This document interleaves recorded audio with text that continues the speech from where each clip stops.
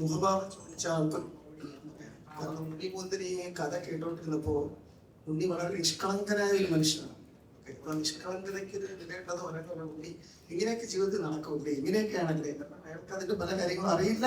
അതൊക്കെ ഞാനിവിടെ തുറന്നു പറയുന്നില്ലായിരുന്നു. ഓക്കെ, ഇപ്പോഴാണ് അതൊക്കെ പുള്ളി പഠിച്ചത്. ഒരു ബാച്ചിൽ പ്രശ്നമാണ് കേട്ടത്.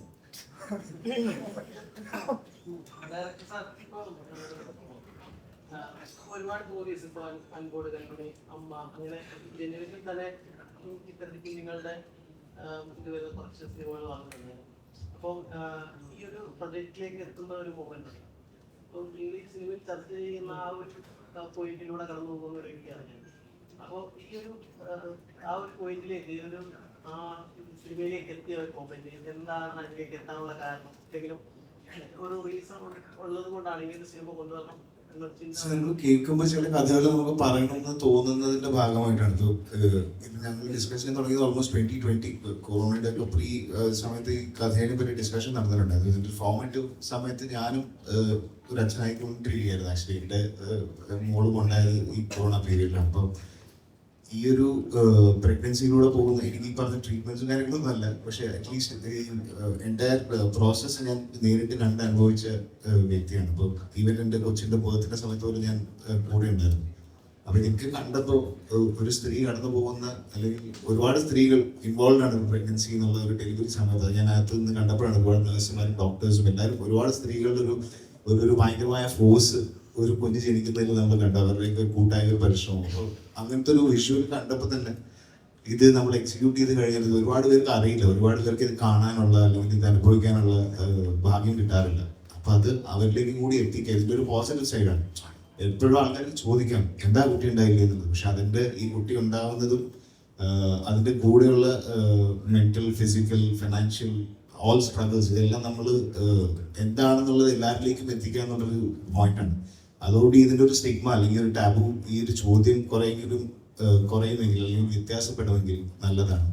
പിന്നെ ആളുകൾക്ക് ഇത്രയും ഓപ്ഷൻസ് ഉണ്ട് കുട്ടികൾ ഉണ്ടാവാൻ നമ്മൾ അറിയുന്നത് നല്ലതാണ്. എല്ലാവർക്കും ഒരു പക്ഷേ IVF-ന്റെ സാധ്യതകളെ കുറിച്ച് അറിയുന്നതായിരിക്കാം, സരോഗസിന്റെ സാധ്യതകളെ കുറിച്ച്. റെഗുലേറ്റഡ് സരോഗസിയാണ് നമ്മുടെ ഇന്ത്യയിലുള്ളത്.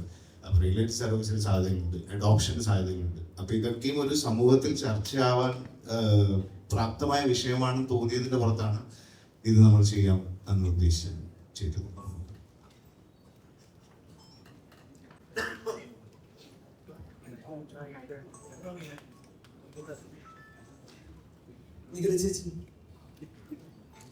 ഇപ്പോ മീഡിയക്കാർക്കാണെങ്കിലും ഇന്റർവ്യൂവിനാണെങ്കിലും എല്ലാ കാര്യങ്ങൾക്കും ചുട്ട മറുപടി കൊടുക്കുന്ന ആളാണ് നീല ചേച്ചി. അപ്പോ നീല ചേച്ചി മാരിഡ് അല്ല, അല്ലെ സിംഗിൾ ആണെന്ന് വിചാരിക്കുന്നു. അപ്പോ മാരിഡ് അല്ലാത്ത ഒരാളോട് ഒരു പ്രായം കഴിഞ്ഞു കഴിഞ്ഞാൽ എല്ലാരും ചോദിക്കുന്ന ഒരു ചോദ്യമാണ് കല്യാണം കഴിക്കുന്നില്ലേ. ഉണ്ണിച്ചേട്ടനൊക്കെ അത് ഇടക്ക് നേരിടാറുള്ളതാണ് ഇന്റർവ്യൂസിനടക്കം. അപ്പോ അങ്ങനെ ഒരാൾക്ക് നിഖില ചേച്ചി എന്ത് മറുപടി കൊടുക്കും? അപ്പോ നിഖില ചേച്ചി ആസ് ആൻ ആക്ട്രസ് ഇത്രത്തോളം വളരെ തഗ്ഗായിട്ട് അങ്ങനെ ഒരു മറുപടി കൊടുക്കാം. പക്ഷെ സമൂഹത്തില് ഒരുപാട് പെൺകുട്ടികൾ നിങ്ങളുടെ പ്രശ്നം. ഞാൻ ചോദിച്ച പോയിന്റ് വേറെ. ശരിക്കും പറയണ മറുപടി എനിക്ക് താല്പര്യമില്ല. ഞാൻ ആരോടും പറയില്ല കല്യാണം കഴിക്കണ്ടെന്ന്, കല്യാണം കഴിച്ചങ്ങനെ ആയിക്കോളും. എനിക്ക് ഇപ്പം ചെയ്യാൻ താല്പര്യമില്ല എന്ന് മാത്രമേ പറയാറുള്ളൂ. അപ്പൊ എന്റെ ഒരു ചോദ്യം എന്താണെന്ന് വെച്ച് കഴിഞ്ഞാല്, ഇപ്പൊ അങ്ങനെ ഒരുപാട് പേര് ട്രോമ അനുഭവിക്കുന്നുണ്ടാവും ഇങ്ങനെയുള്ള ചോദ്യങ്ങളില് ഒരുപാട് ആൾക്കാർ. അപ്പൊ അങ്ങനെയുള്ള ആൾക്കാർക്ക് ഒരുപാട് റിലേറ്റ് ചെയ്യാൻ പറ്റുന്ന ഒരു സിനിമയായിരിക്കും ഗെറ്റ് സെറ്റ് ബേബി.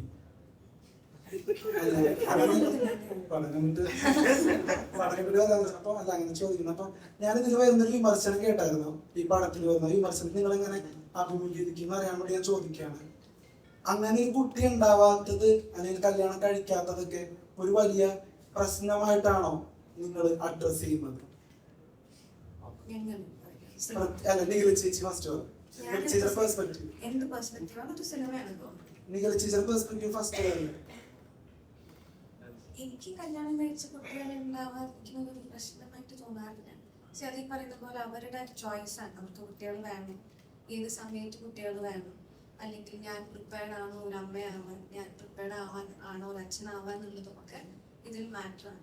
എനിക്ക് ഈ സോഷ്യൽ പ്രഷറിന്റെ പേരിൽ കുട്ടികൾ ഉണ്ടാവുക എന്ന് പറയുന്ന ഒരു പ്രോസസ്സിനൊന്നും എനിക്ക് താല്പര്യമില്ല. ബാക്കിയുള്ളത് അവരുടെ ചോയ്സാണ്, അവരുടെ ലൈഫിൽ അവർ അഭിപ്രായം പറയാൻ പാടില്ല. അപ്പൊ എനിക്ക് അറിയുന്ന ആരെങ്കിലും ആണെങ്കിലോ എന്റെ കാര്യമാണ് ചോദിക്കണമെന്നുണ്ടെങ്കിൽ എന്തെങ്ങനെ ഒരാൾക്ക് ഫോഴ്സ് ചെയ്തിട്ട് ചെയ്യിപ്പിക്കാൻ പറ്റില്ല. അല്ലെങ്കിൽ എന്നോട് അങ്ങനെ പറഞ്ഞാൽ ചിലപ്പോൾ ഞാൻ എനിക്കത് താല്പര്യമില്ല എന്നുള്ളത് ഞാൻ ചിലപ്പോൾ പറയുമായിരിക്കും. എല്ലാവർക്കും അങ്ങനെ പറയാനുള്ള ഒരു പോസിബിലിറ്റി ഇല്ലാത്തതുകൊണ്ട് ചിലർക്ക് അതൊരു വളരെ പ്രഷറായിട്ടോ സ്ട്രെസ്സായിട്ടോ ഒക്കെ ഫീൽ ചെയ്യാറുണ്ട്. അങ്ങനെയുള്ള ഈ സിനിമയിൽ കുട്ടികളാവുന്നില്ല എന്ന് പറയുന്ന പ്രഷറുള്ള ആൾക്കാരുണ്ട്, കുട്ടികളാവാൻ വേണ്ടി ട്രൈ ചെയ്യുന്ന ആൾക്കാരുണ്ട്, പലതരത്തിലുള്ള ഫാമിലീസിന് അതിൽ കാണിക്കുന്നുണ്ട്.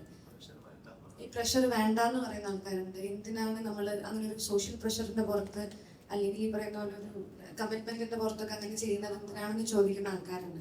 അങ്ങനെ പല കാര്യങ്ങളും ഈ സിനിമയിൽ ഡിസ്കസ് ചെയ്യുന്നുണ്ട്. ഡയറക്ടർ സാർ, അപ്പോൾ ഈ സിനിമയിലേക്ക് വരാം. അപ്പോൾ ഞാൻ കേട്ടൊരു വിമർശനം, എന്തായാലും ഞാൻ ആ സിനിമ കാണും ഉറപ്പായിട്ടും. കാരണം ഇപ്പോൾ ഉണ്ണിച്ചേട്ടൻ പറഞ്ഞ ആ ഒരു മെസ്സേജ് ഭയങ്കര ഹൃദയസ്പർശിയാണ്. അപ്പോൾ അങ്ങനെ ഒരു മെസ്സേജ് തരാനായിട്ട് ഈ സിനിമയ്ക്ക് പറ്റിയിട്ടുണ്ടെങ്കിൽ അത് ഈ സിനിമയുടെ വിജയം തന്നെയാണ്. അപ്പോൾ ഈ സിനിമയ്ക്ക് ഒരു പ്രമുഖ റിവ്യൂവർ എന്ന് വിളിക്കപ്പെടുന്ന ഒരാൾ കൊടുത്തൊരു വിമർശനം, കുട്ടികൾ ഉണ്ടാവാതിരിക്കുക എന്നതൊക്കെ ഒരു വലിയ പ്രശ്നമായിട്ട് അഡ്രസ്സ് ചെയ്തോ എന്ന് തോന്നി എന്നുള്ളതാണ്. അപ്പോൾ ആ ഒരു വിമർശനത്തിന് എന്താണ് മറുപടി? വിമർശനത്തിന് നമ്മൾ മറുപടി കൊടുത്തോളന്നില്ലല്ലോ. അത് ഒരാൾ അയാളുടെ പെർസ്പെക്റ്റീവ് പറഞ്ഞു. നമ്മൾ പറഞ്ഞല്ലോ, ഇത് ഞങ്ങൾ കുട്ടികളെ ഉണ്ടാക്കുക അല്ലെങ്കിൽ കുട്ടി ഉണ്ടാവുക എന്നുള്ളതല്ല ഈ സിനിമയുടെ മെയിൻ. അതൊരു സെറ്റിംഗ് ആണ്. IVF സ്പെഷ്യലിസ്റ്റ് ആയിട്ടുള്ള ഒരു ഡോക്ടറുടെ ക്യാരക്ടർ പ്ലേ ചെയ്യുമ്പോൾ അതുമായിട്ട് ബന്ധപ്പെട്ട് പ്രഗ്നൻസി, ഡെലിവറി, കുട്ടികളുണ്ടാവൽ, അതിൻ്റെ സൊസൈറ്റൽ പ്രഷർ, ഇതിനെ പറ്റിയൊക്കെ നമ്മൾ സംസാരിക്കും. പക്ഷെ നമ്മളിതിൽ പറയുന്ന കഥ ഈ പറഞ്ഞ നേരത്തെ ഇവർ തുടങ്ങി വെച്ച പോലെ അച്ഛൻ, അമ്മ, കുടുംബം, ഭാര്യ, ഈ റിലേഷൻഷിപ്സ്, ഇതിൻ്റെ ഇമ്പോർട്ടൻസ്, ഇവർ തമ്മിലുള്ള റിലേഷൻഷിപ്പിൻ്റെ ഇമ്പോർട്ടൻസും ഇമോഷൻസുമാണ് നമ്മൾ ഈ സിനിമയിലൂടെ പറയുന്നത്. ഇപ്പോൾ ഒരു മകൻ അമ്മയോടുള്ള സ്നേഹം, അല്ലെങ്കിൽ ഒരു ഭർത്താവിന് ഭാര്യയോടുള്ള സ്നേഹം, ഇതെല്ലാം പ്രതിപാദിച്ചു പോകുന്നൊരു സിനിമയാണ്. ഇതിൽ നമ്മൾ കുട്ടി ഉണ്ടാക്കുന്നൊന്നും അല്ലെങ്കിൽ അങ്ങനത്തെ ഒരു മെസ്സേജ് നമ്മൾ കൊടുക്കാൻ ഉദ്ദേശിച്ചില്ല. കുട്ടി ഉണ്ടാവാതിരിക്കണമെന്ന് മെസ്സേജ് കൊടുക്കാൻ ഉദ്ദേശിച്ചില്ല. ഈ സിനിമയിൽ നമ്മൾ പറയുന്ന ഈ കുടുംബ ബന്ധങ്ങളുടെ കഥ പറയുമ്പോൾ അതിൽ വന്നു പോകുന്ന സൊസൈറ്റലായിട്ടുള്ള പല കാര്യങ്ങളും, ഈ സൊസൈറ്റൽ പ്രഷർ, ഇപ്പം നിങ്ങൾ പറഞ്ഞ പോലെ സൊസൈറ്റൽ പ്രഷറിനെ പറ്റി സംസാരിക്കുന്നുണ്ട്. അത് ഒരു ഡോക്ടറുടെ പെർസ്പെക്റ്റീവാണ് നമ്മൾ പറയുന്നത്. അദ്ദേഹത്തിനടുത്തേക്ക് വരുന്ന രോഗികൾക്ക് പല കാര്യങ്ങൾ പറയാനുണ്ട്, പല രോഗികൾക്ക് പല കാര്യങ്ങൾ പറയാനുണ്ട്, പല ആവശ്യങ്ങളായിട്ട് വരുന്ന ആൾക്കാരുണ്ടാവും. ഇവരെല്ലാം നമ്മൾ ഡെപിക്ട് ചെയ്തിട്ടുണ്ട്. ഈ സൊസൈറ്റിയിൽ നമ്മൾ കാണുന്ന എല്ലാ വിഭാഗം ആളുകളെയും നമ്മൾ അഡ്രസ് ചെയ്യാൻ പരിശ്രമിച്ചിട്ടുണ്ട്. അത് വളരെ ലളിതമായിട്ട്, ഇപ്പം ഇതിൻ്റെ പ്രോസസ്സ് നേരത്തെ മുന്നേ പറഞ്ഞാൽ നമുക്ക് എക്സ്പ്ലെയിൻ ചെയ്ത് കൊടുക്കാൻ ബുദ്ധിമുട്ടുള്ള പ്രോസസ്സുകളാണ് പലതും. ഈ പറഞ്ഞ കുട്ടി ഉണ്ടാകുന്നത് എങ്ങനെ, ഇതൊക്കെ ഒരു സംസാര വിഷയമാകണം. വളരെ ചെറുപ്പം മുതൽ തന്നെ കുട്ടികളിലും ഈ ഒരു ടോക്ക് ഉണ്ടാവണം. ഇപ്പം നമ്മളുടെ നാട്ടിലെ സെക്സ് എഡ്യൂക്കേഷനുള്ള പോസിബിലിറ്റീസ് വളരെ കുറവാണ്, പരിമിതമാണ്. ഇപ്പോൾ ഒരുപാട് ലിബറലായി വരുന്നുണ്ടെങ്കിൽ പോലും. അപ്പോൾ ഇങ്ങനത്തെ കോൺവെർസേഷൻസ് ഒക്കെ ഇനീഷ്യേറ്റ് ചെയ്യുക എന്നുള്ള ഉദ്ദേശവും കൂടി ഈ സിനിമയ്ക്കുണ്ട്. അത് നമ്മൾക്ക് അതിൻ്റെ റിവ്യൂസ് കിട്ടുമ്പോൾ അല്ലെങ്കിൽ റെസ്പോൺസ് കിട്ടുമ്പോഴാണ് ഇതുപോലുള്ള സംസാരങ്ങൾ കുടുംബങ്ങൾക്ക് അകത്തുണ്ടാവും. ഇപ്പോൾ ഒരു മകൻ അമ്മയ്ക്ക് ഈ സിനിമ ഇഷ്ടപ്പെടുമെന്ന് അറിഞ്ഞിട്ട് ആ അമ്മേനെ കൊണ്ടുപോകുമ്പോഴാണ് നമുക്ക് നമ്മളുടെ സക്സസ് എന്ന് പറയുന്നത്. ഞങ്ങൾ ഫേസ്ബുക്കിൽ ഒരു വീഡിയോ വന്നില്ലാണ്, എൻ്റെ അമ്മയ്ക്ക് ഈ പടം കാണണമെന്ന് പറഞ്ഞുകൊണ്ട് ഞാൻ കൊണ്ടുപോകാൻ പറഞ്ഞൊരു മകൻ കൊണ്ടുപോയി. അതൊക്കെയായിരുന്നു ഞങ്ങളെ സംബന്ധിച്ച് ഇതിൽ വിജയം എന്ന് പറയുന്നത്. അല്ലാണ്ട് കുട്ടികളുണ്ടാക്കുന്നതിനെ പറ്റിയോ അല്ലെങ്കിൽ അങ്ങനെ ഒരു സിനിമയല്ല. ഇത് ബന്ധങ്ങളുടെ കഥ പറയുന്നത്, റിലേഷൻഷിപ്സിനെ പറ്റി പറയുന്ന സിനിമ.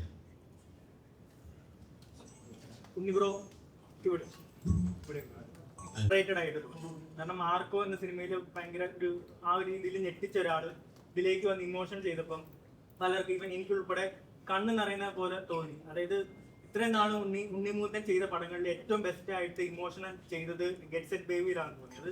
ഇത്രയും നാളും ചെയ്ത സിനിമകളിൽ നിന്നുള്ള ഒരു എക്സ്പീരിയൻസ് ആണോ, അതോ സ്പെസിഫിക്കലി ഈ ഒരു പടത്തിന് വേണ്ടി എഫേർട്ട് ഇമോഷണൽ ചെയ്യാൻ കൊടുത്തിട്ടുണ്ടോ? Thank you. ആക്ച്വലി രണ്ടുണ്ട്, എക്സ്പീരിയൻസ് ഉണ്ട്, സബ്ജക്റ്റിനോടുള്ള താല്പര്യമുണ്ട്. അതിൻ്റെ മുകളിലൊന്നുമില്ല. പിന്നെ ഞാൻ ഇപ്പോൾ പണ്ടത്തെ പോലെ എനിക്കിങ്ങനെ ഈ സിനിമയിൽ ഞാൻ ഇങ്ങനെ ചെയ്തു ടേക്ക് ഇറ്റ് നല്ലൊരു സെറ്റപ്പിൽ ഇത് ഒരുപാട് കാര്യങ്ങളുണ്ട്. ഒരു സിനിമയിൽ വർക്ക് ചെയ്യുമ്പോൾ നമുക്ക് കംഫർട്ടബിൾ ആവുന്ന ഒരു സ്പേസ് വരുമ്പോൾ ചിലപ്പോൾ നമ്മൾ അറിയാതെ സംഭവിക്കുന്ന കാര്യങ്ങൾ ഇതൊക്കെ. ഞാൻ ഒട്ടും പ്രിപ്പയർഡ് ആയിട്ട് പോകുന്ന ആളല്ല. ഞാൻ എൻ്റെ മെത്തഡ് ആക്ടിങ് ഫോളോ ചെയ്യുന്ന ആളല്ല. എൻ്റെ കംഫേർട്ടിൽ എനിക്ക് എന്നെ വിട്ട് കഴിഞ്ഞാൽ ഐ തിങ്ക് ഈ പറഞ്ഞ പോലെ നിങ്ങൾക്ക് തോന്നുന്ന it is good bad ugly സ്പേസിലേക്ക് പോകും. എന്നെ സംബന്ധിച്ച് കഥയാണ് ഇമ്പോർട്ടൻറ്റ്, സിനിമയാണ് ഇമ്പോർട്ടൻറ്റ്. അതിൽ സിനിമയിൽ ഞാൻ മാത്രം നന്നായി അല്ലെങ്കിൽ നീല മാത്രം നന്നായി എന്ന് കേൾക്കുന്നതിൽ നമുക്ക് താല്പര്യമില്ല. സിനിമ ഇൻ ടോട്ടാലിറ്റി ഒരു കഥയാണ്. ആ കഥ കമ്മ്യൂണിക്കേറ്റ് ആവുന്നുണ്ട്. ആ കഥയിൽ മെയിനായിട്ടൊന്നും പറയാൻ മുത്തശ്ശി വിനയ് പറഞ്ഞ ഒരുപാട് കാര്യങ്ങൾ നമ്മൾ ഈ സിനിമയിലൂടെ ഒട്ടും പ്രീച്ച് ചെയ്യാവാതെ ഇങ്ങനെ ചെയ്യുമോ അങ്ങനെ ചെയ്യുന്നില്ല, ഒരു സെറ്റപ്പാണ് ഈ അർജുൻ ബാലകൃഷ്ണൻ എന്ന് പറഞ്ഞ ഗൈനാക്കിൻ്റെ ജീവിതത്തിൽ സംഭവിക്കുന്ന ഒരുപാട് കാര്യങ്ങൾ. അതുപോലെ 5 കുടുംബങ്ങൾ ഇതിൽ കാണിക്കുന്നുണ്ട്. ഈ സിറ്റുവേഷനിൽ ഇവരെങ്ങനെ ബിഹേവ് ചെയ്യുന്നു, എങ്ങനെയൊക്കെ ഇവർക്ക് ബിഹേവ് ചെയ്യാൻ പറ്റുമായിരിക്കും, അങ്ങനത്തെ പോസിബിലിറ്റീസ്. ഹൈപ്പോത്തറ്റിക്കലി നിങ്ങൾ കുട്ടികൾ ഉണ്ടായില്ലെങ്കിൽ ശരിയല്ല എന്നൊന്നും നമുക്ക് പലതും കാട് കയറി പലതും ചിന്തിക്കാം. നമ്മളിപ്പോൾ സംസാരിക്കുന്ന ഈ ഗൈനാക്കി അവിടെ ജോലി തന്നെ കുട്ടികൾ ഉണ്ടാവാൻ വേണ്ടി ആൾക്കാർ വളരെ പോസിറ്റീവ്ലി ഇൻസ്പയർ ചെയ്യുക, അതുപോലെ തന്നെ സയൻറ്റിഫിക്കലി അവരെ സപ്പോർട്ട് ചെയ്യുക എന്നൊക്കെയാണ്. അപ്പോൾ കഥ അതിനെ ചുറ്റി തന്നെ സഞ്ചരിക്കുക. ഇതിന് നമുക്ക് ഒരു കോണ്ടന്റ് ക്രിയേഷൻ്റെ ഭാഗമായിട്ട് നമുക്ക് എന്ത് വേണമെങ്കിലും പറയാം. That is my not an issue. എന്നെ സംബന്ധിച്ച് ഒരു സിനിമയിൽ മാക്സിമം നന്നായിട്ട് പെർഫോം ചെയ്താൽ ആസ് എൻ ആക്ടർ എനിക്ക് നിലനിൽക്കാൻ സാധിക്കുമെന്ന് ഞാൻ വിശ്വസിക്കുന്നു. അപ്പോൾ ഇത്തരം സിനിമകൾ പോസിബിലിറ്റീസ് കുറച്ച് കൂടുതലാണ്. മാർക്കോ എന്ന സിനിമയിൽ എൻ്റെ എന്താ പറയുക, മാർക്കോ ഒരു അഡ്രിലിംഗ് സ്പേസിലാണ്, എന്നാൽ അതിൽ അഭിനയം ഇല്ലാതെന്ന് പറയുന്നില്ല. രണ്ടിലും രണ്ട് രീതിയിൽ തന്നെ I really enjoy working. Because ഞാൻ കഥകൾ സെലക്ട് ചെയ്യുന്നത് എൻ്റെ കംഫർട്ടിനനുസരിച്ചാണ്. എൻ്റെ കംഫർട്ട് ഇന്ന ജോണറിലാണെന്ന് ഞാൻ വിശ്വസിക്കുന്നില്ല. എനിക്കൊരു അടിപൊളി കോമഡി പടം ചെയ്യാൻ ഭയങ്കര ആഗ്രഹമുണ്ട്, കഥകൾ എത്തിയിട്ടില്ല. അതുപോലെ തന്നെ ഒരുപാട് സബ്ജക്റ്റുകളുണ്ട് വേറെ ഐ വോണ്ട് ടു പാർട്ടിസിപ്പേറ്റ്. അതെല്ലാം സംഭവിക്കട്ടെ. അപ്പോൾ ഓരോ സിനിമ വിജയിക്കുമ്പോൾ നമുക്ക് പുതിയ പുതിയ കഥകളിലേക്ക് എത്താം. Thank you. നിങ്ങൾ പറയുമ്പോഴാണ് ഇങ്ങനെയുള്ള വ്യാഖ്യാനങ്ങൾ എത്തുന്നത്. അപ്പൊ നിങ്ങൾ സിനിമ കണ്ടു നോക്കും. അപ്പൊ നിങ്ങൾ എന്നിട്ട് നമ്മളോട് പറയും എന്താണ് ഈ സിനിമയിൽ പറയുന്നത്. കുട്ടികൾ ഉണ്ടാകാത്തവർക്ക് കുട്ടികൾ എങ്ങനെ ഉണ്ടാക്കാം എന്ന് പറയുന്ന ഒരു സിനിമ സിനിമ. ഓക്കെ, അതെല്ലാവരും ദയവ് ചെയ്ത് നോട്ട് ചെയ്യേണ്ട ഒരു കാര്യമാണ്. Thank you. തുടക്കം മുതലേ തുടക്കം മുതലേ ഒരു കളർഫുൾ ആയിട്ടുള്ള കുറെ കളർഫുൾ ഫ്രെയിംസ് ഒക്കെ വരുന്ന ഒരു മൂവിയാണ്. അപ്പോൾ പ്രൊഡ്യൂസറുടെ ഭാഗത്ത് നിന്ന് എന്തെങ്കിലും റെസ്ട്രിക്ഷൻസ് അല്ലെങ്കിൽ അങ്ങനത്തെ കാര്യങ്ങളൊക്കെ ഉണ്ടായിരുന്നു? ഫ്രീ ആയിരുന്നു ഇത് കംപ്ലീറ്റ് ചെയ്യാനായിട്ട്? ഇതെന്താ പറയുക, നമ്മളിത് ആദ്യം തന്നെ ഡിസ്കസ് ചെയ്യുമ്പോൾ നമ്മൾ സംസാരിക്കുന്ന വിഷയത്തിൽ അത്യാവശ്യം ഹോസ്പിറ്റലുകളും മറ്റൊക്കെ പരാമർശിക്കപ്പെടുന്നുണ്ട്. അപ്പൊ അത് ഭയങ്കര ഒരു ഡാർക്ക് സ്പേസ് ആണ്. നമുക്ക് ഒരിക്കലും ഒരു ആശുപത്രിയിൽ പോയി നിൽക്കുമ്പോൾ നമുക്ക് ഒരിക്കലും ഭയങ്കര ഹാപ്പി ഫീലിംഗ് ഒന്നും ഇല്ല. നമ്മൾ ഓൺലി കുട്ടി ജനിക്കുമ്പോൾ മാത്രമേ ഉള്ളൂ. അപ്പൊ യൂഷ്വലി ഒരു ഹോസ്പിറ്റലിന്റെ കഥ പറയുമ്പോൾ അത് ഈ ഇമോഷൻസ് ഒക്കെ പറയുമ്പോൾ അതിന് ബാലൻസ് ചെയ്യുക എന്നുള്ളതായിരുന്നു ഈ ഒരു കളർ പാലറ്റിന്റെ ഉദ്ദേശം. ആൻഡ് അതിനകത്ത് ഇനീഷ്യൽ സ്റ്റേജ് മുതൽ തന്നെ സജീവമായിട്ടും ബാക്കി പ്രൊഡക്ഷനിലുള്ള കിങ്സ്മെനിലുള്ള ആളുകളുമായിട്ടും എല്ലാവരുമായിട്ടും നമ്മൾ വ്യക്തമായ ധാരണയോടുകൂടി തന്നെയാണ് മുന്നോട്ട് പോയത്. എന്നെ എല്ലാ കാര്യത്തിലും പൂർണ്ണമായും സപ്പോർട്ട് ചെയ്ത പ്രൊഡ്യൂസേഴ്സാണ്.